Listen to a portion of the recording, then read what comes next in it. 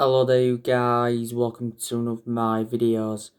Gonna be giving you my reaction to Ole Gunnar Solskjaer's press conference ahead of our game against Brighton.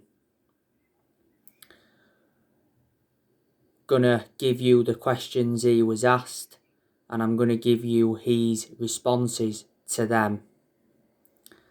Solskjaer provided us with an update on Marcus Rashford, Anthony Martial and Mason Greenwood. He was quizzed by journalists about players' availability for the match against Graham Potter's side.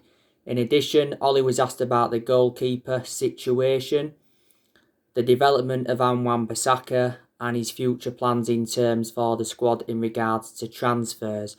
And Erling Haaland has also been mentioned. So let's get into it.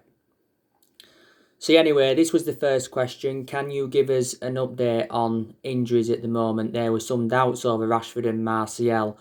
I think he's come back with an injury from the international break. What's the latest? So Ollie's response was, when you send them away on international duty, you keep your fingers crossed that they'll be available for you. I don't know about Anthony. He didn't join training this morning. Anthony Martial did sustain an injury on international duty. Marcus and Mason trained for the first time this morning. Hopefully they can get through that today with no reaction for tomorrow. If they complete the session tomorrow, they might be available for selection. So that was Ollie's response to that. This was the second question. What are your thoughts about facing Brighton? They've picked up form but are still in trouble at the bottom of the table. Ollie's response to that was, since I came, we've played them quite a few times. We've always had some hard-fought games, difficult games. As I said here to our local channel, MUTV. As well, when you prepare for a game against Brighton, you can see all our players with wide eyes. We really respect the way they play and the quality that they've had against us. We have to be on our best to earn the right to play because you have to work really hard to get the ball off them. So that was Ollie's response to that one. This was another question. In your programme notes, you've said you want to have a successful end to the season, but obviously looking ahead, this is a time where you make decisions over players' futures. Are you pretty certain of the players that you want to keep for next season and players who will be allowed to leave before next season? Ollie's response was, of course, we have a plan ahead, a plan that we think is going to happen. 2 months is a long time in football as well. Things might change. That's obviously a couple of players that the future's not decided yet. Some without contracts, some with contracts. We do have a certain picture of what the squad's going to look like in August when we start. Again, another fair response from Ollie.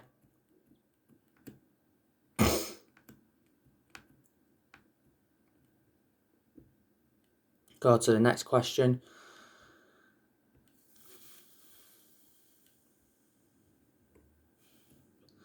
This is it. It feels strange putting Paul Pogba's comments to you after an international break, as it's been rather quiet on that front.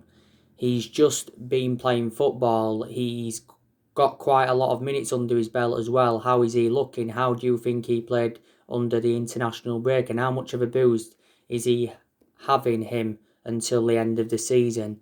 Ollie's response to that was, he'll be a massive boost. He's come back bright and he's ready to go.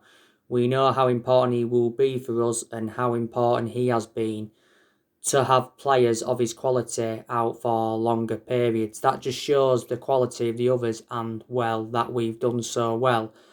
But of course, at the end of the season now, Paul back fit, getting our forwards hopefully firing again. Hopefully we get that spark and score goals again. So that's another fair response from Ollie. And yeah, I'm glad Paul Pogba is available because it brings creativity to the team. And I think he's more effective in an advanced role, on that left wing. But disregarding Paul Pogba, we lack creativity and we are far too defensive. We have been getting the best out of him in recent months. He was out with a thigh injury for a long time. Earlier on this season, he had an ankle injury and he was out for the vast majority of last season with an ankle injury, so he's sustained a few injuries now at Man United.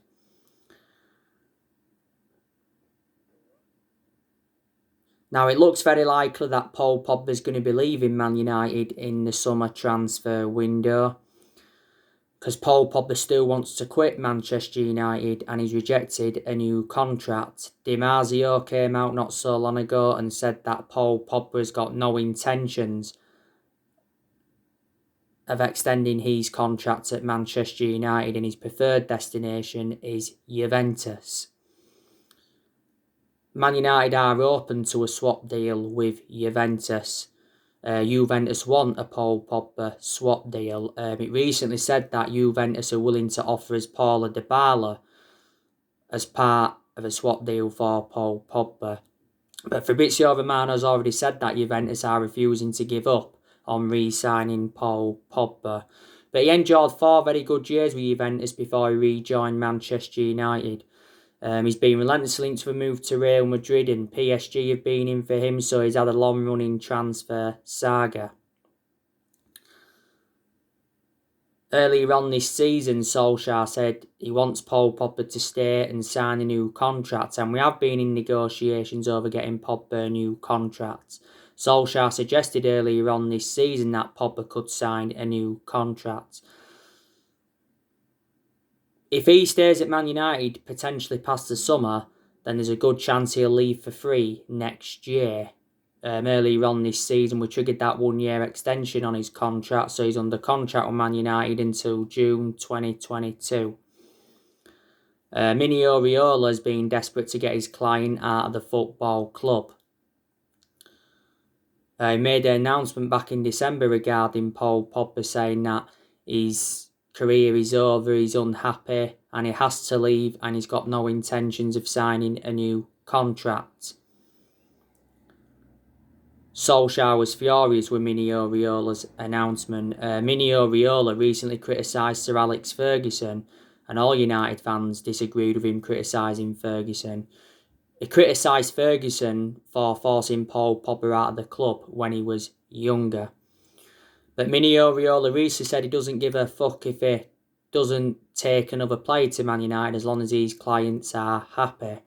But earlier on this season, he did say he's got no intentions of destabilising his client's season, and he made an admission saying that he's working quietly on Paul Pogba's transfer. As it stands at the moment, it's our most expensive signing because we paid £89 million for him. This is Pogba's 5th season at the football club since he rejoined. So there you go. Now, this was another question. What should we read into the selection of your goalkeeper at the weekend, given Dean played all of those games before the break? What? No. Alright. Alright. Break and David obviously having been your number 1.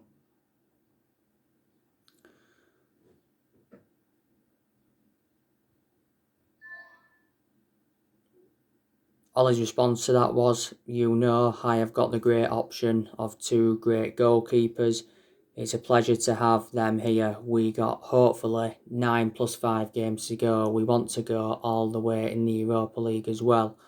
I'm sure you'll see both of them playing in goal for us. Again, fair response from Ollie. But it actually did recently say that Solskjaer made his goalkeeper decision, and it did say he was set to stick with Dean Henderson or David De Gea for the remainder of the season. But yeah, they are going to get their share. But yeah, Dean Henderson has played our last 6 games, and I think Dean Henderson is now reliable enough to become our number 1 because he's got that experience behind him, and he did endure 2 successful loans with Sheffield United. He's done well in the games he's played in this season, Henderson. He's kept a lot of clean sheets, he's made good saves, he's made good aerial claims, and his distribution's been good.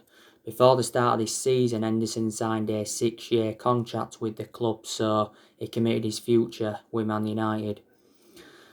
As for De Gea, He's a good goalkeeper, but I think he's had his years now at Manchester United, and I think the club should consider selling him in the summer transfer window. This is David De Gea's 10th season at the football club. He has been with us since the Sir Alex Ferguson era. He's made over 500 appearances in all competitions. A few years ago, De Gea was regarded as the best goalkeeper in the world, but in the last couple of years he's made calamitous mistakes, so reflecting on that, he has become a liability. But he's won everything domestically at the football club. De Gea has 2 years left on his current contract, and he's on £375,000 a week. I think there's a good chance he'll go back to Spain. But yeah, I think we'll go with De Gea in net for this game against Brighton, like I've already said.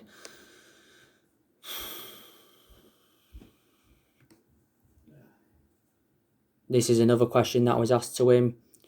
Ollie, if I can just ask you about the anti-racism campaign from Manchester United, it's pretty startling stuff. We've heard lots of words before, but do you sense there's a momentum now and that we will see actions where tech companies will take more responsibility and that we are building that positive momentum now?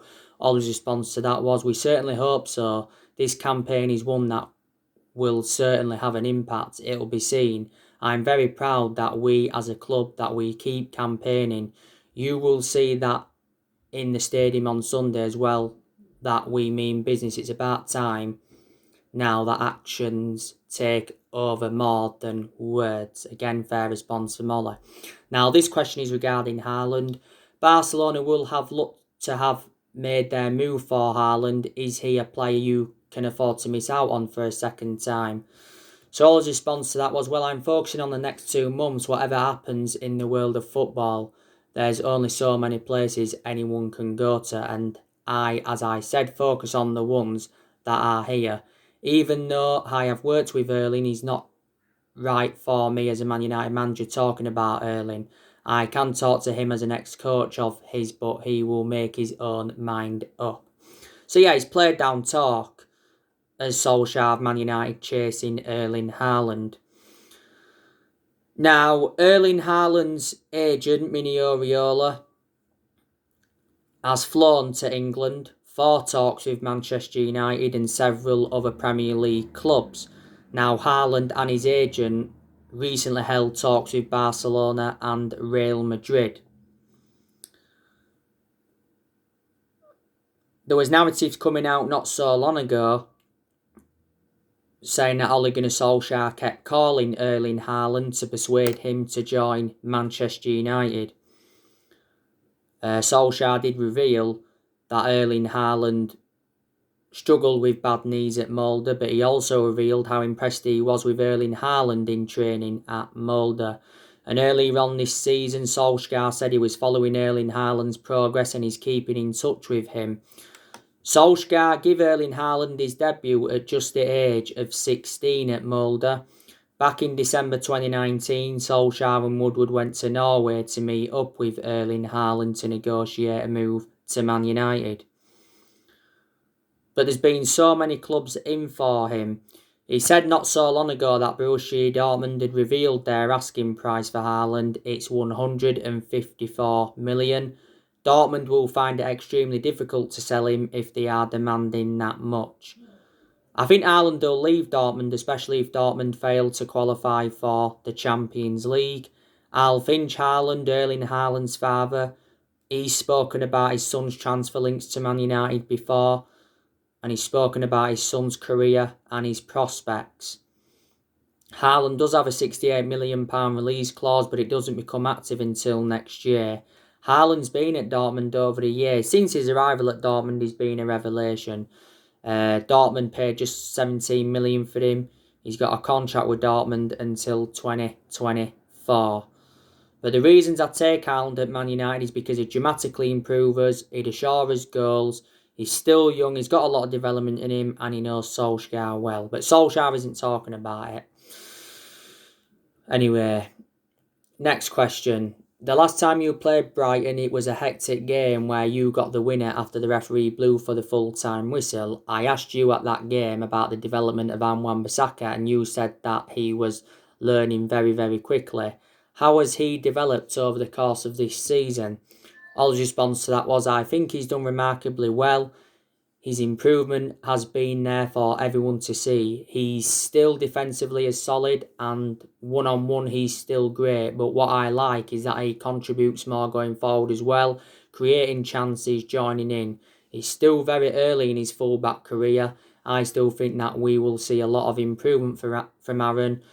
We do see it in training and on the pitch as well. That's for everyone to see. So yeah, he's praised Wan-Bissaka, and yeah, Wan-Bissaka is a good player, and I think he's got a long-term future at Man United. I think this is his second full season at the club. We got Wan-Bissaka in a deal worth £50 million from Crystal Palace in the summer of 2019. Defensively, yeah, he's always been good, so I've got to agree with Solskjaer on that. Sometimes he shows some good attacking intent, but I think he still needs to show more. But he's enjoyed poor games, Prese, where he's been caught out far too many times. He's been too easily predictable, and he's lacked that attacking intent. His performances have got to be good persistently. And anyway, now this was the next question. You managed to manage the situation with Dean and David over the season, giving them opportunities. But do you feel you got a decision to make in the summer, a second season when they're both unsure who's the number one seems a bit unlikely, given that they're both internationally established keepers now?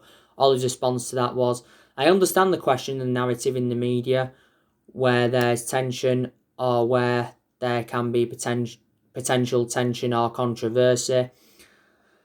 That's where everyone wants to hear a comment from me. What I can say, as I've said so many times, I've got great options playing the two of them. They're top keepers, but of course both of them want to play as much as possible, and that will be decided on merit. We have to think about who's going to give us a win on any given day. That was Ollie's response to that one. This is towards the end of the press conference. Are Manchester United a club that will conduct transfer talks very privately rather than having a blow-by-blow account of what happening like we've seen in the last 24 hours? Ollie's response to that was, I think with how the world works at the moment, you like to do all of your business on the quiet or your talks on the quiet. There's platforms everywhere, there's news, the media makes that more difficult. Who can you trust? Hopefully, we can suddenly sit here with players no one has written about. We conduct our business and scouting all the players we are interested in. We do it the right way, I hope and feel. So that was Ollie's response to that. So yeah, this is the final question. Just quickly on Henderson and De Gea. Henderson's had his 6 games in goal now. Is it fair to say that he's now the number one? And secondly, with all the Haaland talk in the last day or so, given that that seems in motion now with the talks with different clubs, is he still a player that interests you? Do you think that he's someone you will be in for over the next few months? So Ollie's response to that was, who we are interested in and who we can and will go for, as I just answered. I'm, of course, not going to comment on that. With Dean and David, same again. The 2 keepers will probably be needed in these 9 plus hopefully 5 more games. They both know that we value them very highly. It's a difficult decision to leave one of them out. It's easy to give them the nod. The difficult one is to leave one out, but it's a good decision to make. So you'll probably see both of them. So yeah, that was everything that was mentioned in the press conference. Now, we lost our last game against Leicester in the FA Cup quarter-final. It was 3-1, and it was before the international break. It was an abysmal performance by Manchester United against Leicester. The only positive from Man United perspective in that game against Leicester was Mason Greenwood's goal. Fred had an absolutely abysmal game against Leicester, gave the ball away countless times, and he was accountable for Iheanacho's first goal. That was probably Fred's worst ever game in a Manchester United shirt, and he did get criticised a lot. There was a few United fans saying that, Solskjaer should have started Luke Shaw and Bruno Fernandes, because we didn't start, the two players that have been the best for us this season. What? Bread and butter? No. Two. But Solskjaer did say after the game against Leicester he had no regrets over his team selection. But Leicester fully deserved the win. They created good chances, they passed the ball well, they committed men forward. Iheanacho scored 2 goals for them, and Youri Tielemans scored the other one. Leicester progressed to the FA Cup semi-final for the first time since 1982. So yeah, Man United are looking to bounce back in this game against Brighton.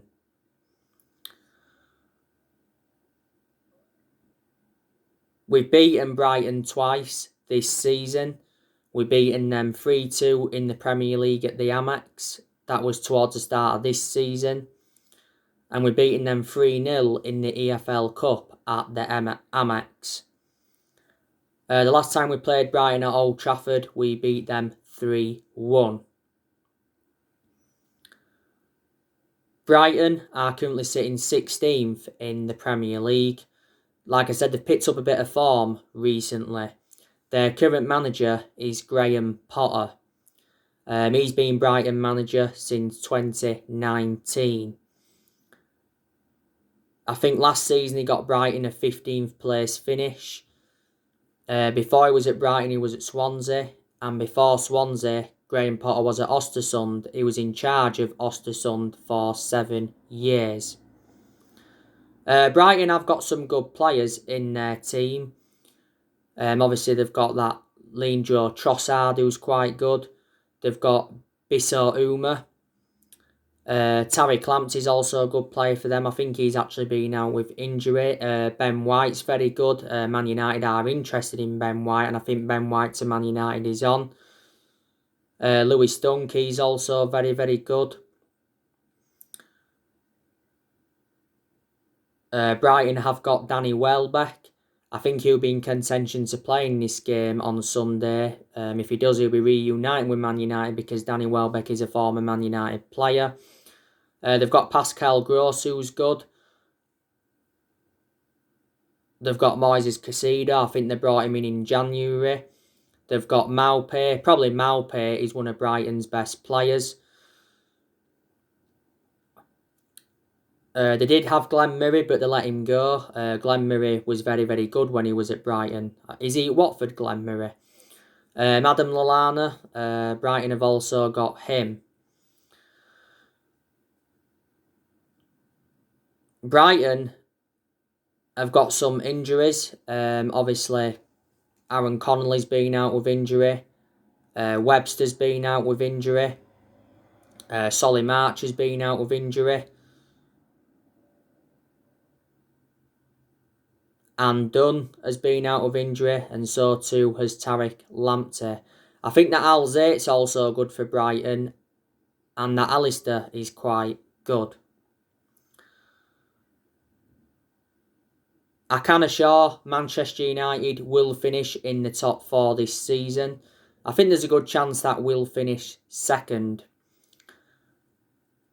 After Brighton, we do play Granada in the Europa League quarter-final. That's a massive game for Man United. I hope we can win the Europa League this season. The Europa League is our only chance of winning any silverware this season. Solskjaer's not yet won a trophy as Manchester United manager, and we haven't won a trophy since 2017.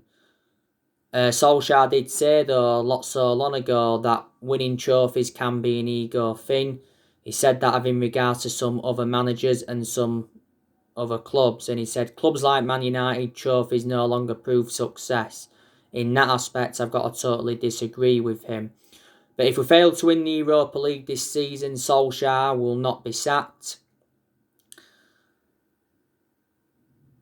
So I can assure he will be here in the summer transfer window, and he will be here next season. I said he does deserve another season because progress has been made in some aspects. Solskjaer has already agreed to sign a new 3-year contract worth 30 million. It's likely to be 2 years with an option of an extra one, and he's been given a pay rise. Sources at Old Trafford did say a few weeks ago that talks were set to begin any day on the new deal, because Ollie is now into the final year of his current 3-year contract. He won't see this new contract out anyway, but there's a lot of Man United fans that disagree with us giving him a new contract. I can assure Solskjaer is not the long-term manager for Manchester United. But even if we wanted to sack him now, we wouldn't be able to anyway, because as far as I'm aware at the moment, there's no one available to replace him. And to be honest with you, it wouldn't really solve a lot anyway if we did sack him, because when we have been inconsistent, not all of the blame has stemmed from him. He's accountable for some stuff, obviously.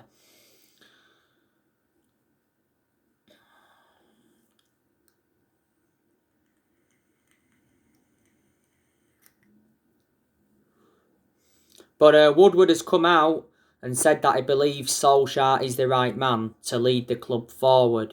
And he released a statement earlier on this season saying that the progress by Solskjaer and the players this season is clear. So in that aspect, Woodward is backing Solskjaer.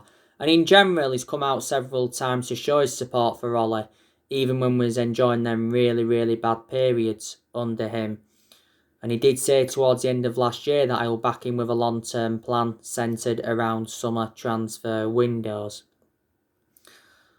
But Solskjaer should get the backing he deserves in the summer transfer window. Reflect on what Woodward's been saying. Plus, we've got John Murtough. He's our director of football, and the club made the right decision by getting a director of football in, because I did say that's one of the structural changes that we needed at the club. By the way, John Murtough is our first ever director of football.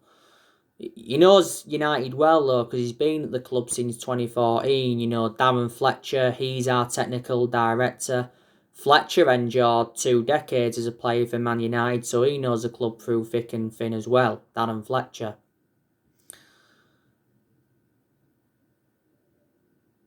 But I think the transfer windows, all he's endured so far, he has not been backed enough. I think in the summer transfer window, we need a striker, we need a winger, a right winger that is, we need a defensive midfielder, and we also need a centre-half. So in the summer transfer window, I'm expecting Man United to make around 3 or 4 signings. And I've already said Solskjaer needs at least £200 million if he's to get the players he wants in. But obviously we're going to sell players in the summer transfer window, so in that aspect, we'll generate money. He said earlier on this season that our transfer budget had been revealed. It was £80 million. A lot of United fans were shocked in that aspect because we know £80 million isn't enough. But there has been a lot of players on our agenda. Earlier on today, I give you the news on Rafael Varane. The Spanish newspaper ABC said that Real Madrid have set a 59 million asking price for Rafael Varane, and the Spanish transfer expert Eduardo Inda says that Rafael Varane could be on his way to Manchester United in the summer. Rafael Varane's contract talks with Real Madrid have stalled, and he'd go very, very well alongside Harry Maguire in our back line. You already know the news on Haaland. Earlier on today as well, I give you the news on Jadon Sancho. But we must get the right players in the summer transfer window.